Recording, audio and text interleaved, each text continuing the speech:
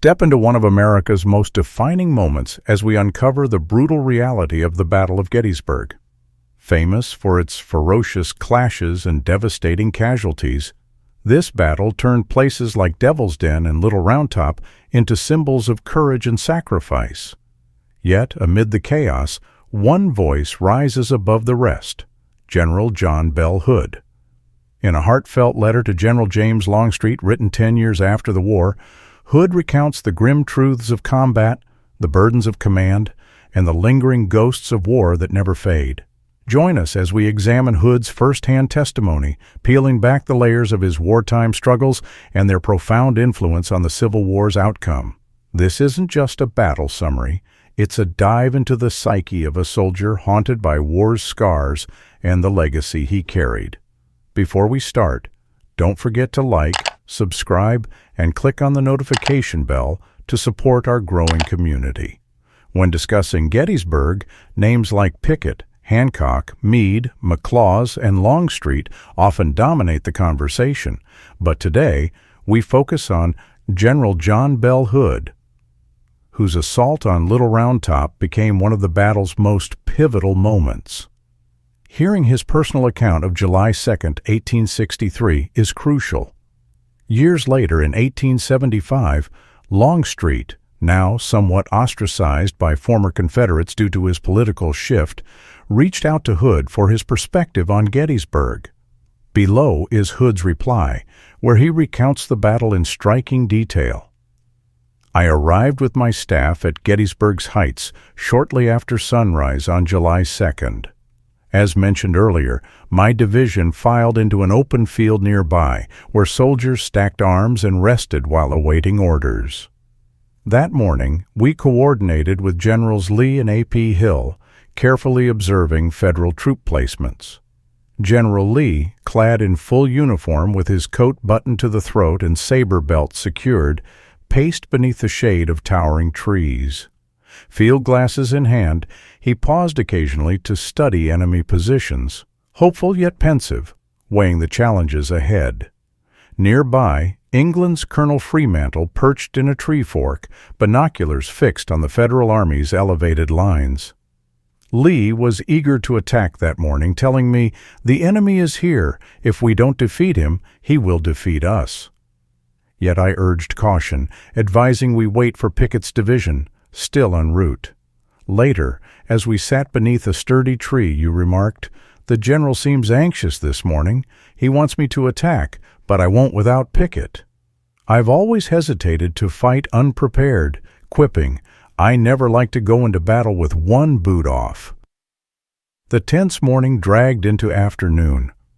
By 3 p.m., we could wait no longer. We agreed to shift right and advance along the Emmitsburg Road. McLaws moved first, with my division close behind. Soon, orders came to quicken our pace and overtake McLaws. I deployed an advance force to dismantle fences and clear our path.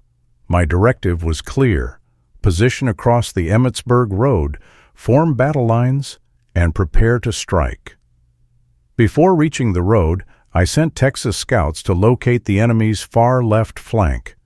They reported it anchored on Round Top, with open terrain allowing us to swing around its wooded base and hit the Federals from the side and rear. They also noted tightly packed wagon trains, ripe for attack.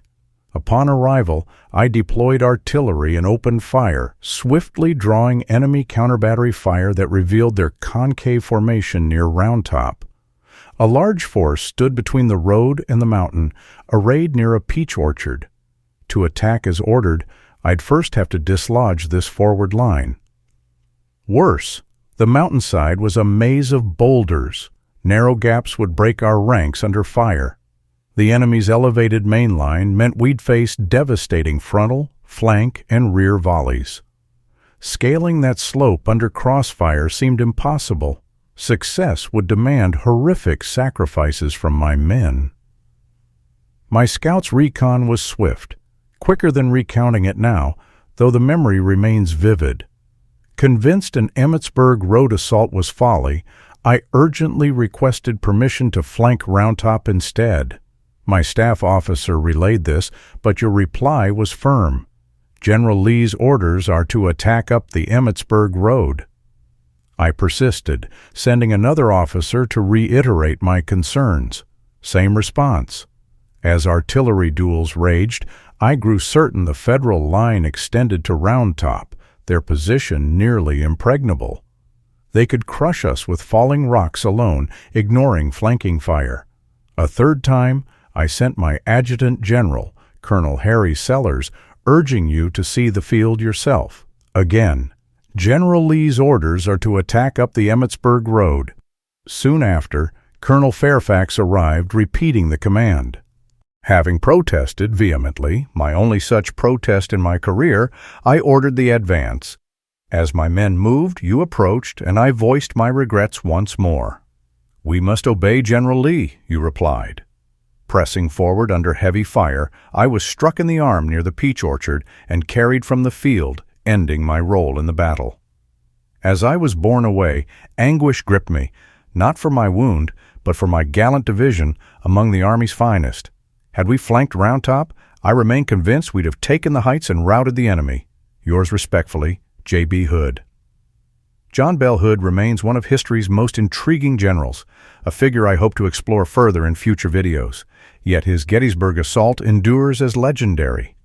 Devil's Den and Little Round Top are etched in history as scenes of some of the Civil War's bloodiest fighting. What makes Hood's account gripping is its personal lens. Yet we must remember he wrote this a decade later. Memory fades, details blur. Without contemporaneous notes, how much can we trust? Still, his letter offers a rare window into a Confederate general's mind, the chaos, the doubts, the crushing weight of command. Tragically, Hood died just 4 years after writing this, his life and career still debated today. His Gettysburg actions, and what might have been, continue to shape Civil War scholarship.